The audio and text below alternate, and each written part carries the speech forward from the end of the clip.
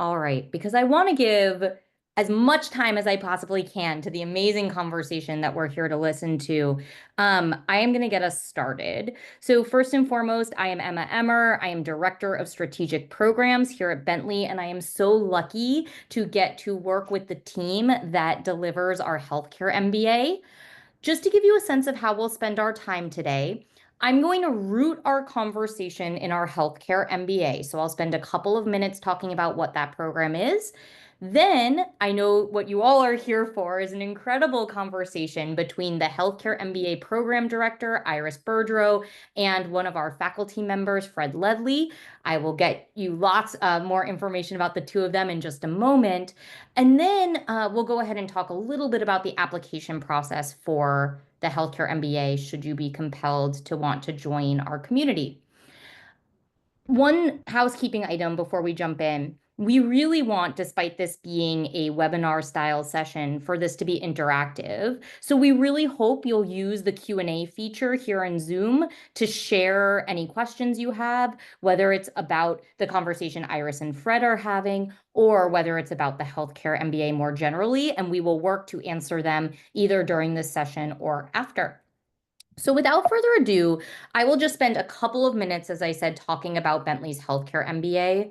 And so without enough time to fully tell you about what I think makes the Healthcare MBA really distinctive and a true career accelerator for those that engage in it, I want to focus on 4 key points that I think are important for you to understand as you consider pursuing something like our Healthcare MBA.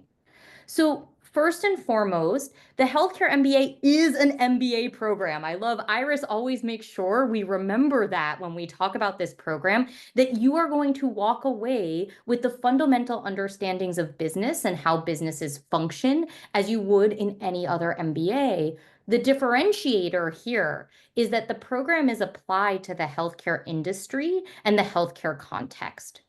So the way that that shows up is through 3 key pieces. First, the curriculum is infused with healthcare examples, group projects, and application. You'll hear about that more from Fred, who, spoiler alert, teaches in the program and teaches a course specifically about healthcare innovation. And so that is an example of how the curriculum, instead of just being a course on innovation, yes, you're going to learn innovation theory and the way that innovation happens, but it's going to be applied to the healthcare context. Similarly, the program pulls from our faculty and staff that focus their work on the intersection between health and business. So Bentley has a robust Center for Health and Business, which has 90 affiliates on campus. Again, Fred being one of the members of that community. And so Bentley, again, the coursework is infused with healthcare examples because the folks teaching in the program are actually doing that kind of work. Similarly, the way that this is specifically kind of engaged with the healthcare industry is you specifically will be with a cohort of learners. So you will do all of your coursework in sequence with the same group of students, and all of them work in or are interested in the healthcare industry. And the beauty of that is it is not that they all have the same role in the healthcare industry. We typically see cohorts that have a mix of practitioners, of folks working in philanthropy, of folks working as research administrators or researchers, and they all come to the cohort and to these business concepts with different understandings of how they move through the healthcare industry and applications so that you're able to have really interesting conversations across parts of the industry as part of the program. The final thing I'll mention before turning us over to this interesting conversation is the program is specifically designed for working professionals. And what I mean by that is we expect folks going through this program to be working full-time, typically in the healthcare industry or with a desire to pivot into that industry. And the coursework is designed to fit around that full-time work that you're doing. I want to be very clear. It's not that it's easy peasy. This is a very rigorous program, but we have countless alums that will share with you that the structure of this program allows you to navigate this coursework while working a full-time job, and in fact, benefiting from working at the same time because you're able to apply what you're learning directly into your work and vice versa, but also balance the other parts of your life, whether that's work, whether that's family responsibility or community responsibility. So, with that grounding, and I'm sure more questions in your head than answers, I would love to pass this conversation over to Iris Berdrow, who is the MBA program director and who will be moderating our conversation today. Iris. Great. Thanks, Emma. Let me just add my welcome to everybody here. We are always very excited to talk about our Healthcare MBA program, and really excited today to have Dr. Fred Ledley with us. And before I engage Fred in the conversation, I just want to give you a bit of his background to show just what credentials he brings to this program and to our work in healthcare here at Bentley. So Fred Ledley is an MD. He is the director of the for Integration in Science and Industry. He's also a professor of natural and applied sciences and management at Bentley University. Dr. Ledley is a physician scientist, entrepreneur, and educator. He's authored over 200 articles on topics ranging from molecular human biology and biotechnology to biopharmaceutical development and finance. He previously served on the faculties of the Howard Hughes Medical Institute, Baylor College of Medicine, and Texas Children's Hospital. He was a scientific founder of Gene Medicine, Inc., where he served as vice president of R&D and secured the initial venture financing for Variogenics, where he served as president and CEO. He has served on the board of directors for MassBio, the board of overseers of Boston Children's Hospital, and as a consultant to industry, academia, and government. Dr. Ledley has an MD from Georgetown University School of Medicine, trained in pediatrics at Boston Children's Hospital, was an American Cancer Society Fellow with Dr. David Baltimore at MIT, and is a fellow of the American Association for Advancement of Science. So I am very excited to have Fred join us today in this conversation. So Fred, welcome. And I want to start out, Fred, by asking you, so, we always get this question of why do I need an MBA if I'm in the healthcare industry? So why do you think folks in the healthcare industry could benefit from an MBA? Maybe you could break your answer out into two categories, sort of the scientists and doctors in that space versus other hospital administrators. Yeah, so this is it is really fun to talk about this program and a lot of stuff I wish I had learned maybe earlier in my career. The short answer to the question of why does it, how does an MBA help you is that this is how the world makes decisions. This is how strategy is determined. It's how the people who we all work for organize themselves, manage themselves, administer themselves. And it's not a black box. There are real skills behind it. There's knowledge behind it. There's a lot of training behind it. And it's much more efficient and it to just know really what's going on there. And particularly for, I noticed a couple of you have MDs or nurse practitioners.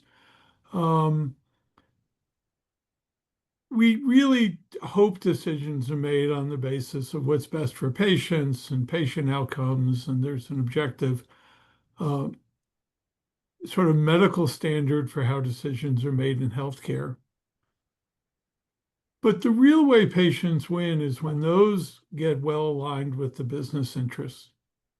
So, after leading companies and being involved in a number of startup companies, the power of getting those synergies right is unbelievable. When you really have all the resources you need to do what's best for patients, either at the bedside or in drug development or even in things like claims management and administration, there's nothing like it. The power, good business can do a lot of good. When you don't have those synergies, when they're a conflict, when it's not managed properly, when it's not incentivized properly, it really doesn't help anybody. And everyone who's going to join this call either plays an essential role in this big ecosystem or plans to play an essential role in this ecosystem. And to many of you are technically trained, and understanding the other half lets you interact, lets you interpret, lets you argue intelligently as to what the right path might be. I'm always reminded of a woman who was very inspirational early in my career, Abby Myers, who founded the National Organization for Rare Disorders and was singularly responsible for a law called the Orphan Drug Act, um, and she talks about how when she went into this, she really hoped that she could make the ethical arguments about what was best for children with rare diseases. And she had had a child die of those diseases. And she realized that she had to learn to make the economic arguments. And by doing that, she made an enormous difference in the world. To me, that's very much a role model.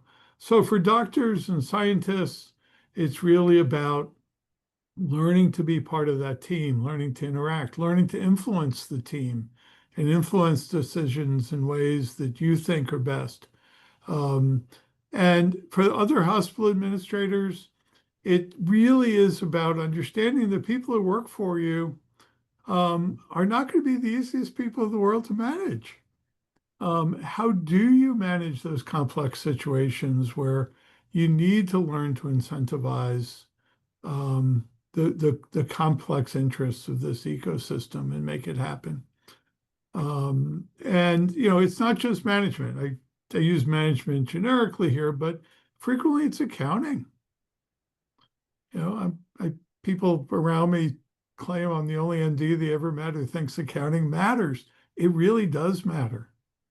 And if you don't understand it, then if it's a foreign language, you're not as able to influence it to figure out how to use it to your advantage in delivering great care, attracting the patients, the customers that the system needs, and delivering care very efficiently. So a long answer, perhaps, Iris, but I hope that's No, helpful. that's great, Fred. And you really touched on some important points. One is that, hospitals, clinics, they are organizations. They are providing a healthcare service, but they are organizations and they are structured in certain ways. And that people within those organizations have different perspectives and different maybe priorities, whether it's ethical considerations, financial considerations, the relationships, and that there are power structures within that. People have different sources of power, and how do we understand that as we work within these relationships and dynamics, and how do we get things done if maybe we aren't the ones with the total power, but we have to influence others. And these are the kinds of what we tend to call softer skills, although I think they are notably the harder skills. These are the kinds of things that you get from an MBA education, that overview of the whole organization, the different stakeholders within it. How do you manage tensions between objectives, and then basically get things done so that the patient comes out of there with the best experience possible? That's great. Thank you. Yeah, So I my think next, that's really, Iris, that's really well said. And it's gotten harder over time. One of the things we saw in the COVID pandemic, where supply chains were so terribly challenged, was, whose problem, you couldn't just say, well, whose problem is that to solve? The whole system had to solve it. And everyone got called to play a part, to understand enough of it, to know where they could contribute and how it could be adapted, how it could be adjusted, how to respond to these things.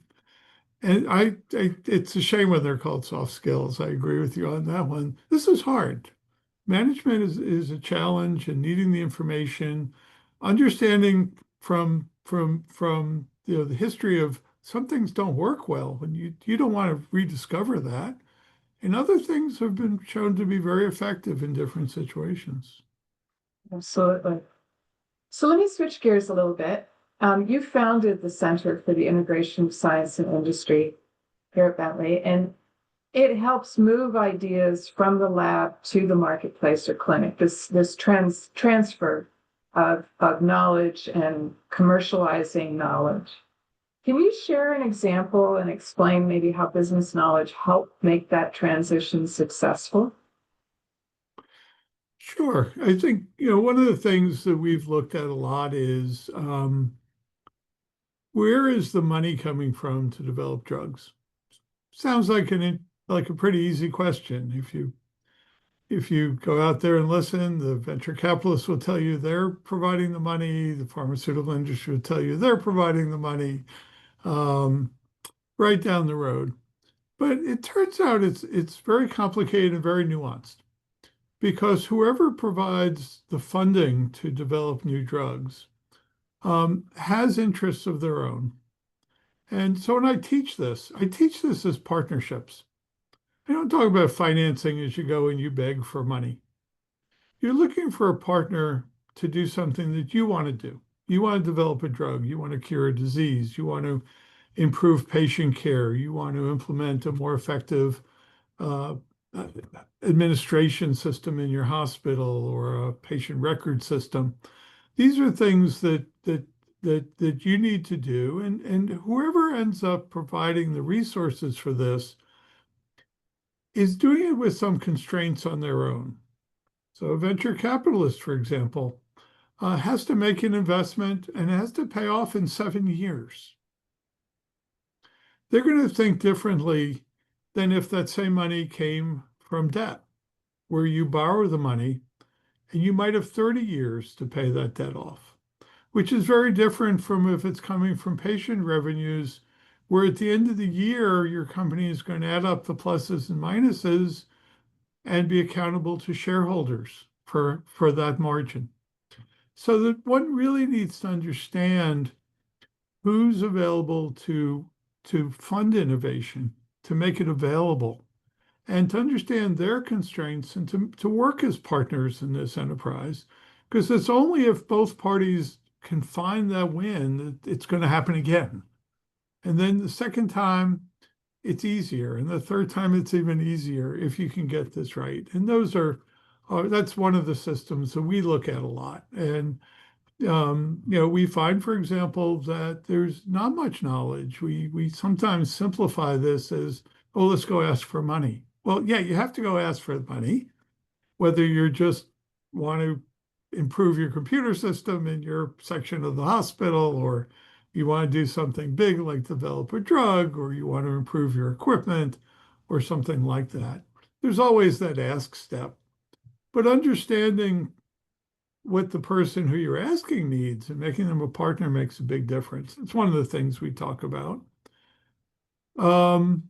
We also, well, I'll talk about innovation more later on, I think, but that was just sort of the type of thing we look at. And we also find that it's very hard to have the big picture, but it's very powerful. Everyone knows what their interests are. The person with the bigger picture can really make things happen. Fred, you're so right. And that idea of who holds the budget and who are your partners, who are the stakeholders, and what do they need in order to feel like they've won, and what do they contribute to you, and how do you manage those relationships? Because not everybody can do everything. This is why we work with other people. This is why we have people who have different responsibilities and roles, right? And doing that network analysis, having that systems perspective. But the other thing that you mentioned, Fred, that I just want to put a pin in is this idea of best practice. Like, how do we know what the best practice is around negotiating for funding? What is the best practice around communicating with somebody who has a very different objective of you? What is the role of a venture capitalist, for instance? These best practices come from research that then end up in our textbooks as models, as concepts of best practice. And we, in a program like the MBA program, we bring those to the real life context of I need to get this research funded.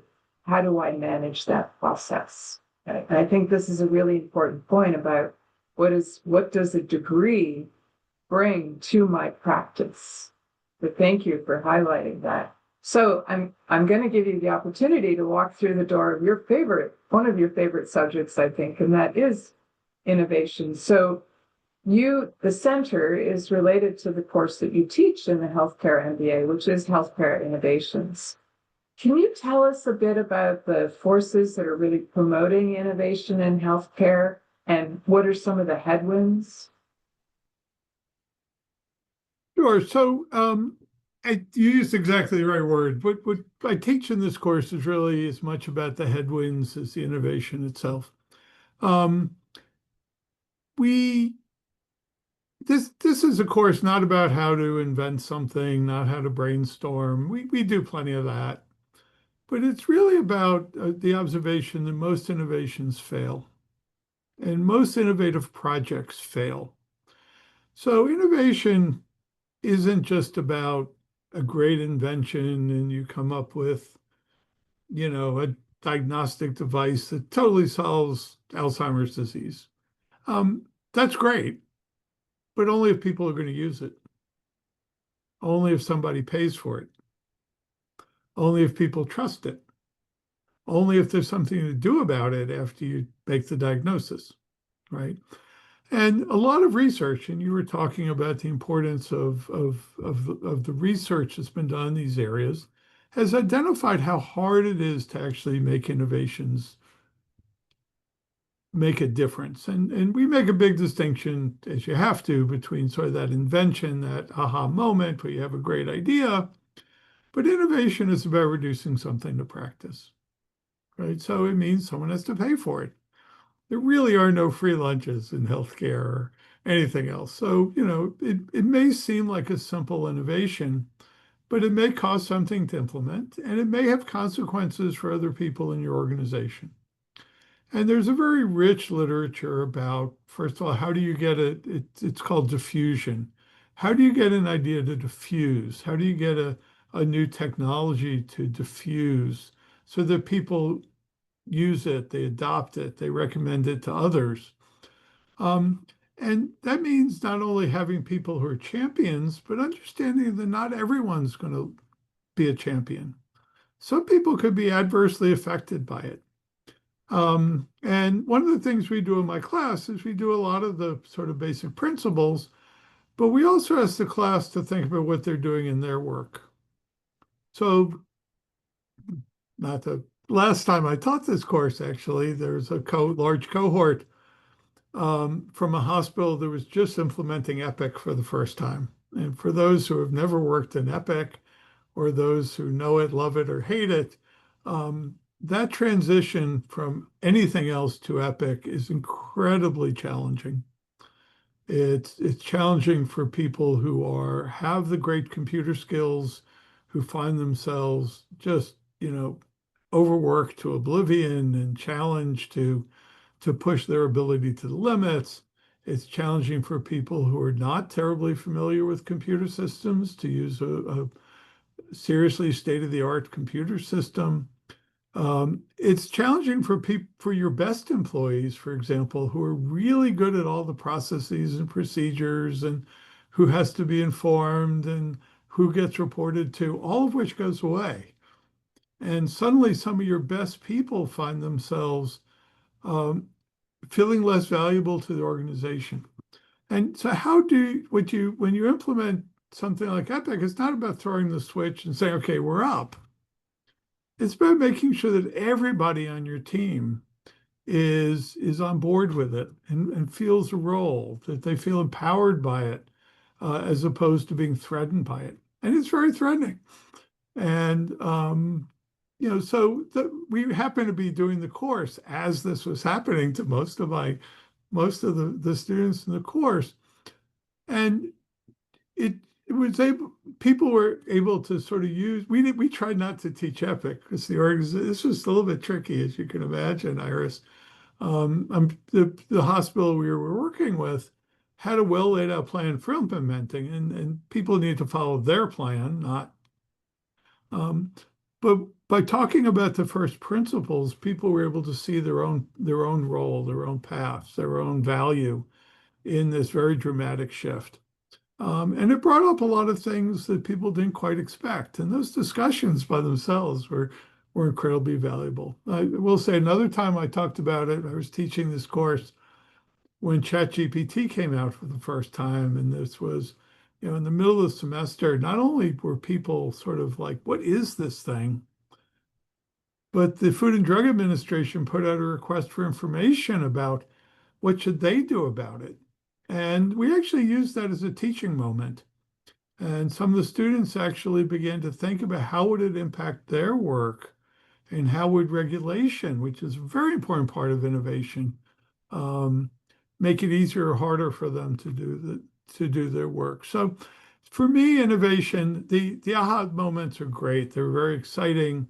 A lot of people in class come with very specific things on their mind, which we ask them to cultivate.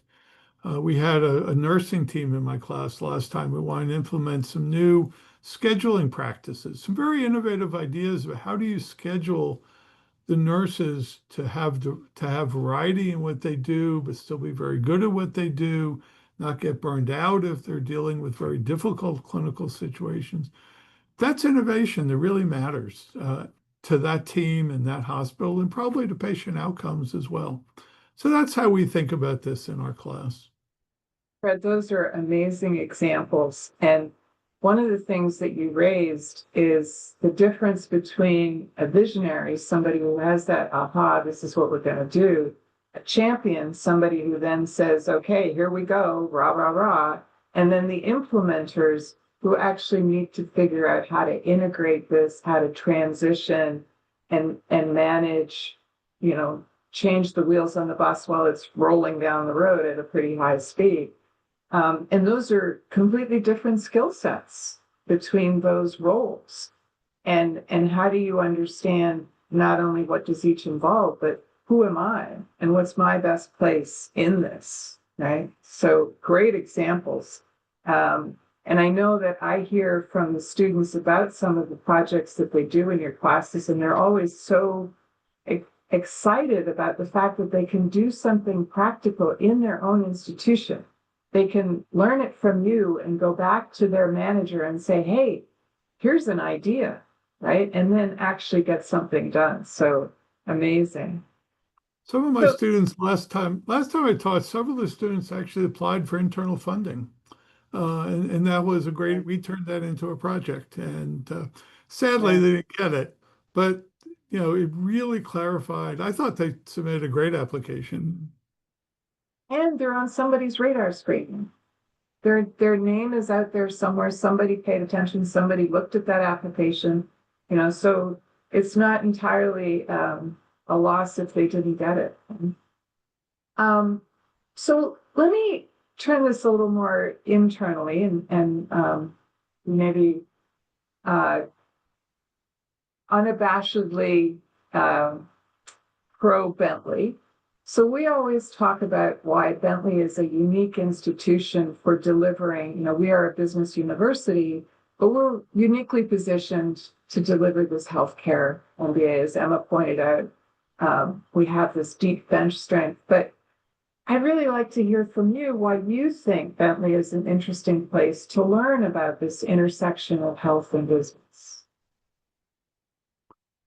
So I think Bentley's a great place. I've been here a long time. I'm the only MD on the faculty here. I'm very, very proud of it and very lucky to be here.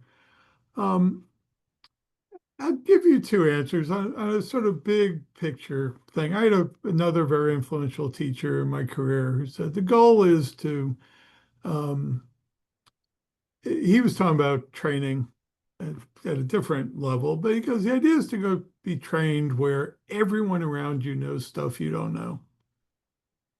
So you can learn from everybody.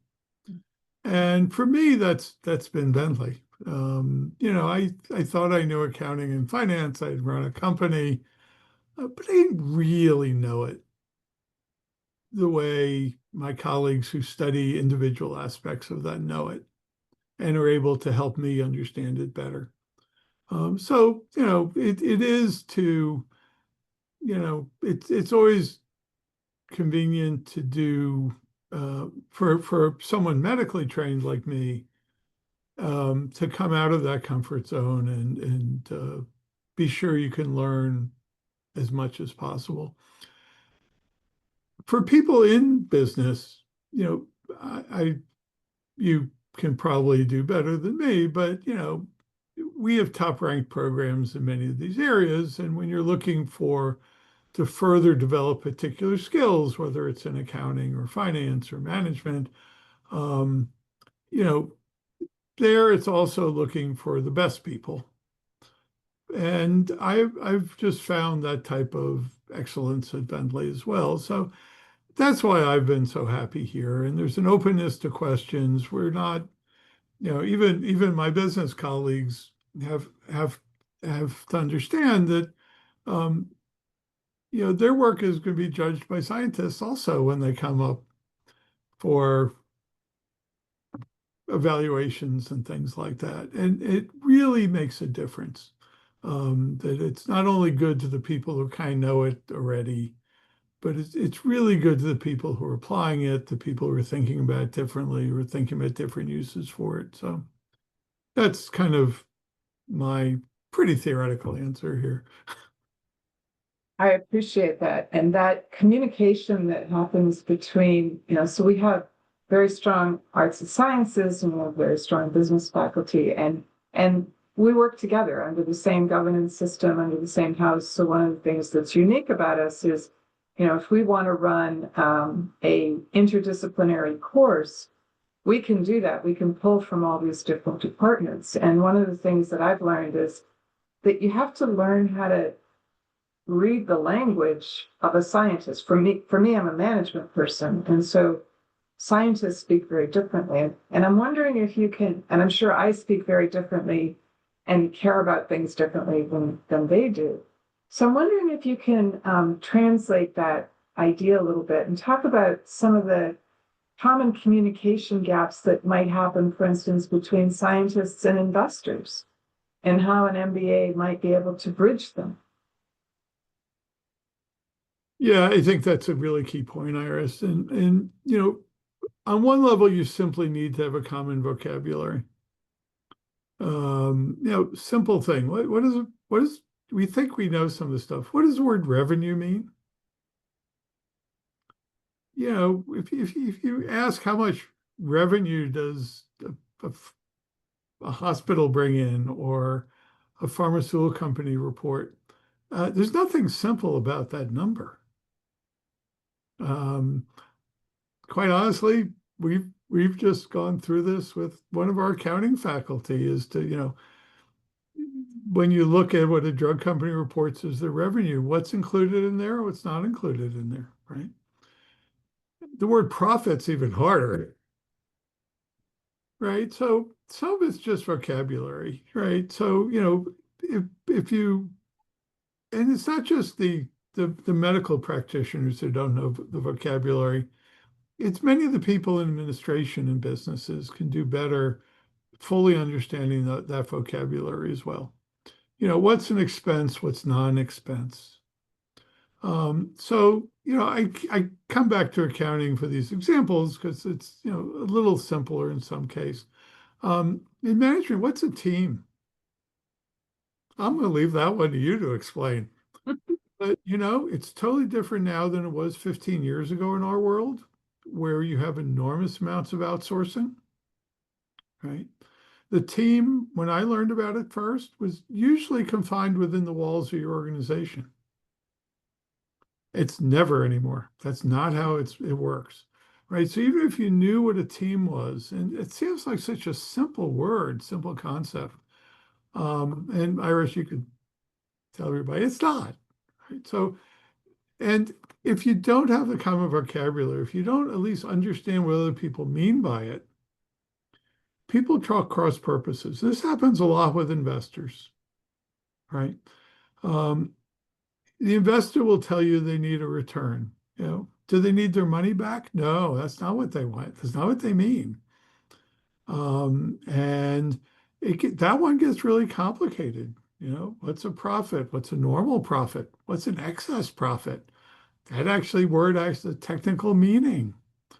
If you don't know what these mean, you can insult somebody by accident, or just they don't understand what you're talking about. So, there's so much we all take for granted in our professions that taking the time to, and there's also, I used the word, first thing I said about respect. We It's hard. You have to build respect across these boundaries also. These are smart people in organizations. They may say the dumbest things. Do you actually understand what they're saying when that happens? Frequently, it's not. The words mean something, the context is different, and all organizations begin with those interpersonal relationships. And Fred, I just want to point out that it's not just between functional areas or industries or divisions, it is also between cultures. And the healthcare industry brings together both within the clinicians, the physicians, the administrators, but it's patients. This this just global representative body of different perspectives. And I know that there was one group of students one year who worked on a project to increase the number of translators that were available within their hospital unit.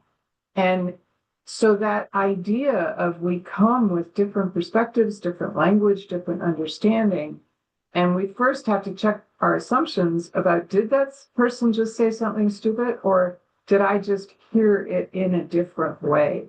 And so this idea of being able to step out of our own perspective in our own world and hear what is going on the other side.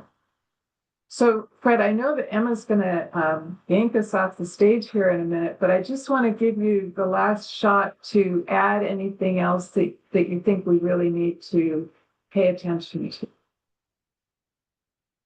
Yeah, I mean, we live in a time of complete disruption of our systems, and it's going to be very hard for people in the next couple of years. And the type of knowledge, the type of background, the type of perspective you're talking about is going to be ever so more important. It's not just, some of it's positive, new technologies, AI's around the corner. Danielle Hartigan, as you know, who runs the Center for Health and Business, has done work on, are patients willing to talk to an AI? Right, talk about a complex question filled with nuance, and what does that mean? It has to be solved, and every organization is going to have to solve that one on their own. There's not going to be a single solution to that one. We're going to see enormous economic disruptions in our sector for all sorts of reasons. And how are you going to respond? How are you going to fit in? How are you going to, adapt your job to fit these new economic circumstances and help your organization thrive? So I think we're entering a time where the types of things that we're talking about are going to be significantly more important than they've ever been in the recent past. Agreed. Fred, thank you so much. I think I'm going to pass it back to Emma, and I'm sure that she's going to add some more information and maybe have some more questions for us. Yeah, that was amazing. Thank you both so very much. What an interesting conversation. And Fred, where you left us is actually exactly where I was hoping to pick up, which is a conversation about, okay, so how does that apply to the healthcare MBA that Bentley is offering to folks? And you gave such important reasons why it might be important. And so I want to spend 2 minutes, not more than that, talking a little bit about the program itself and giving you some sense of how to apply. Just before I do that, I do want to say Q&A is open. So as folks have questions, I know Iris has already shared some of them. You all will let us know. But so just from a curricular overview perspective, Iris and Fred talked a lot about this idea of language of business. So how is it that I speak to accountants? How is it that I speak to folks in finance? And so a core kind of a section of the curriculum is devoted to building that foundational language across the entire organization. An example I'll share is one of our current students is the site director at at a hospital, and she said that once a month she had a finance meeting, and she'd sit there and she'd kind of abdicate responsibility. She was like, I literally don't know the words that they're saying, so it was a language challenge, but she knew other people did, and she kind of trusted them to move it forward. And after taking the finance foundation class, she had this aha moment about what was happening in those meetings and was able to contribute and be a part of it and actually lead her site in a totally different way. So that is one chunk of the coursework that you would take. The next chunk is kind of business mastery. And so going to that next level of how organizations function, ensuring that you fully understand across the organization how things are working. And then finally, you're going to have a series of healthcare specific electives that Bentley designed in partnership with a leading hospital here regionally, that allow you to think about strategic healthcare management. Fred's course is one of those courses. So as you know, focusing on healthcare innovation. I want to be really clear, though, that across the curriculum, healthcare cases, examples, projects, ability to apply to healthcare is woven throughout and is at the forefront since everyone in the cohort is working in that context. I will say there are some other healthcare MBAs that kind of have the healthcare electives, but maybe have their core courses being more integrated across industries. There's also an argument for why that is a really interesting structure as well. But I would say what makes our program really distinctive is that all of the coursework has that kind of focus infused throughout. I also just want to take one moment to underscore the point that the program is created for working professionals. Fred did an amazing job talking about how, as a working professional, you can bring problems from your organization into the classroom. And that is not limited to Fred's class, that is across the curriculum. But we also make sure that we're designing the coursework such that it can fit into your life. And so you're going to take 2 courses every semester that you're in the program. The program runs for 8 semesters long. Actually, that last semester, I think you only take 1 course, but for the vast majority of the time, you are taking 2. Typically, you are taking 1 course that is live, you are online, but with the whole group, with your faculty member, fully interacting and engaging at a very specific time in the evening. Courses always start after at or after 5:30 p.m. The other course that you take is on your own schedule. So it's what us in academia would call asynchronous, which really just means you're going to have modules to complete. You complete them in your own time over the course of the week. So if you are an early riser, great. If your friend is a night owl, great. But you are not signing in live for that coursework at any specific time. We expect you to take something like 10 to 12 hours of work per class each week. That includes class time or any modules that you're watching, but certainly it is an intensive time requirement. And something that you may have questions about, and certainly if you want to talk about in more detail, is how other people have navigated this program and the responsibilities that they also have. And so we certainly can share examples of that or introduce you to folks that have figured out the way to navigate it.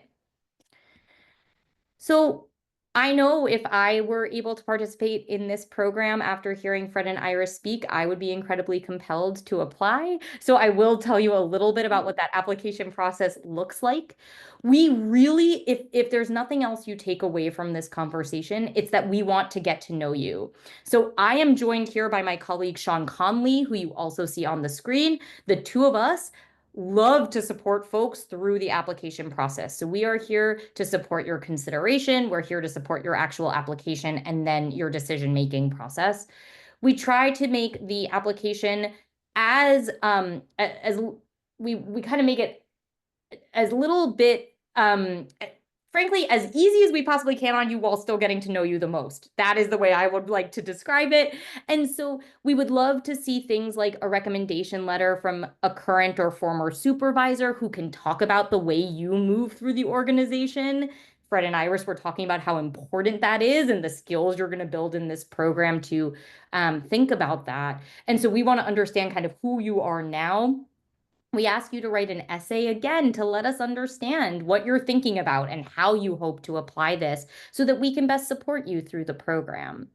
Something really important to note is that the GRE or the GMAT, so any kind of standardized testing, is optional. We do not require it. If you happen to have it and you think it makes you a stronger applicant, we would love to see it, but we certainly do not require you to do that, particularly as a working professional who maybe going back to study wasn't on the top of your mind.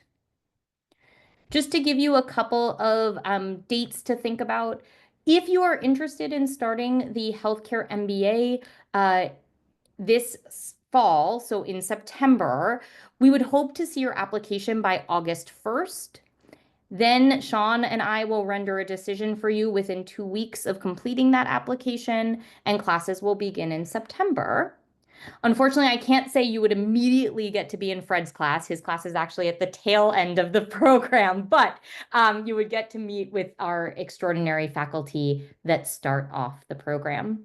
If a future application cycle is of more interest, please be in touch with me and Sean. We would love to talk to you about how you're thinking about this and support you through kind of how you might want to navigate that process. So with that, Iris, I'm going to put you on the spot a little bit because you do an extraordinary job talking about this program writ large. We certainly often, Fred talked about his course in learning the language of business and kind of building up to something like Fred's course. Can you talk to us a little bit? I love the way a student phrased this for me. He literally wrote, "How does this program work for someone who, ahem, has been out of school for a very long time and as a working professional feels a little fearful of joining a program like this and maybe is intimidated by some of what Fred is talking about because they've been out of the classroom for a long time." Help us understand how this program is structured to either support that or how should they be thinking about that? Sure, absolutely. That's a great question. And there's a couple of ways in which the program is structured. First off is in the flow of the courses themselves and how we have built the curriculum so that you get from, the first semester to by the time you're in Fred's course, you've got a really good sense of what an organization is and you can get the most out of everything that Fred has to offer.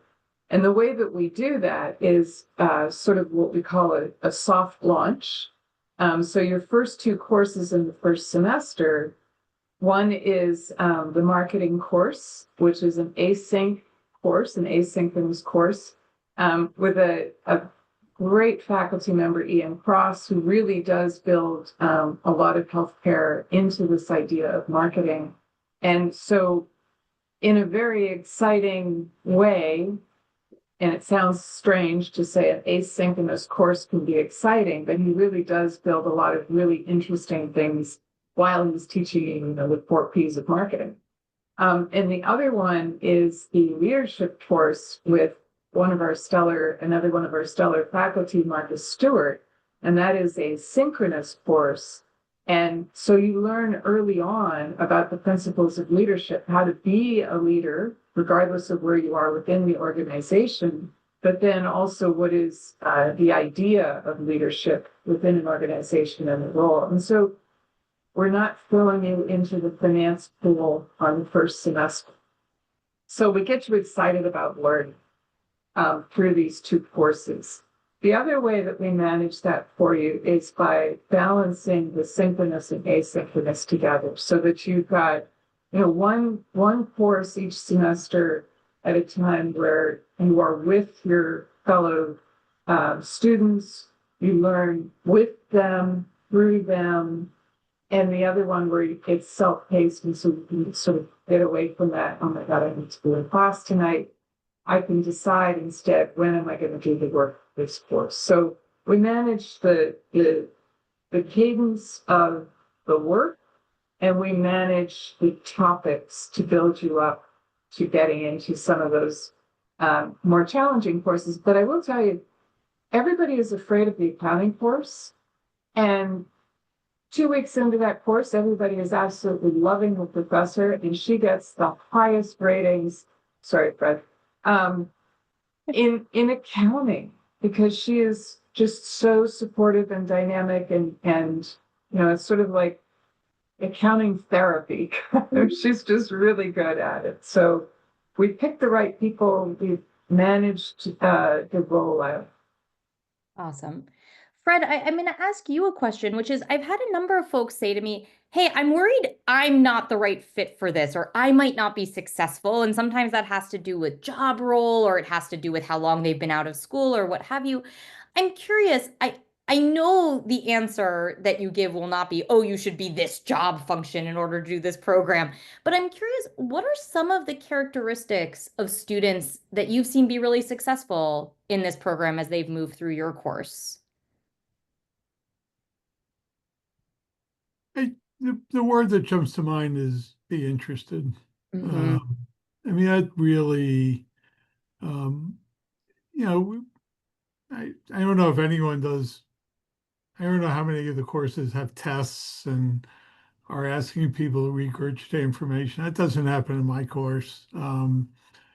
It's to be interested in, your job. That's really the big part, or a job that you aspire to. Um, and to ask questions about it. This isn't college. It's not school the way you may remember it. Um, this is about you. It's about who you want to be, what you want to do, how you want to interact with people, and just bring that interest in uh, to the classroom. And I may be less structured than many faculty, because I thrive off that. I find the rest of the class does too. I thrive off the news.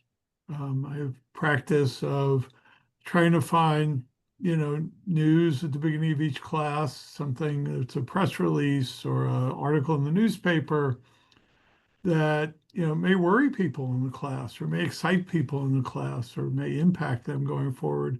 It's worth taking that time because people find it's relevant, and they ask questions about it. And the best classes in the world, and I'm sure Irish, I know you teach this sort of very interactive approach as well.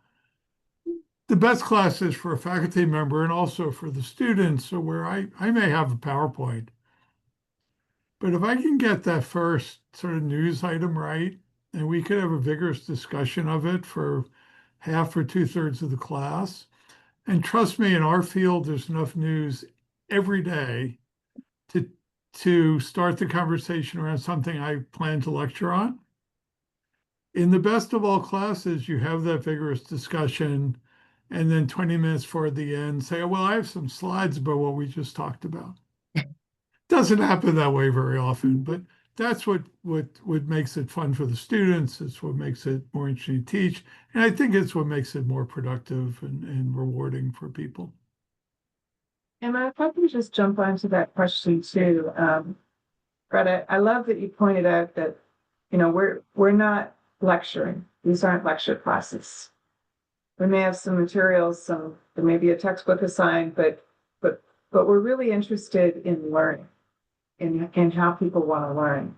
And the thing about an MBA is, I say MBAs make companies and organizations run better, regardless of where you are within it. So you could be, a surgeon and want to know how you can make your experience within the surgical unit more efficient, or better relationships within there. And you can be an administrative person trying to figure out, how can I influence what happens in those surgical units, right? So that we address some of the issues that keep coming up. So it's appropriate for many different divisions and sort of hierarchies within the organization, the key thing is an interest in learning and enhancing your efficacy. Wonderful. Well, with that, I am going to close out our session by just thanking the folks who are on the line, giving a huge thanks to both Iris and Fred for such an interesting conversation, and just a reminder to everyone that please be in touch with me and Sean. We would love to get to meet you and understand what you're thinking about, what drove you to come to this session, if an MBA is ever of interest to you. And we hope to keep the conversation going about the intersection of health and business. The other thing I will call out is our Center for Health and Business has extraordinary events. Fred's center also has extraordinary things happening at it. And so I hope you'll go on the web and look at both centers and see what news articles they're putting out, what press releases are coming out. Fred is constantly being quoted in the news and really weighing in on extraordinary things happening. As Fred said, there's a lot of disruption, and a lot of Fred's insights are centered in that. And so I hope you'll continue being curious about this topic too. And with that, I hope everyone has a wonderful rest of their Thursday. Thanks, everybody. Have a good one. Bye. Fred, that was great. Thank you. Good. Have a good weekend. Yeah. Hope this works. See ya. Okay. Bye.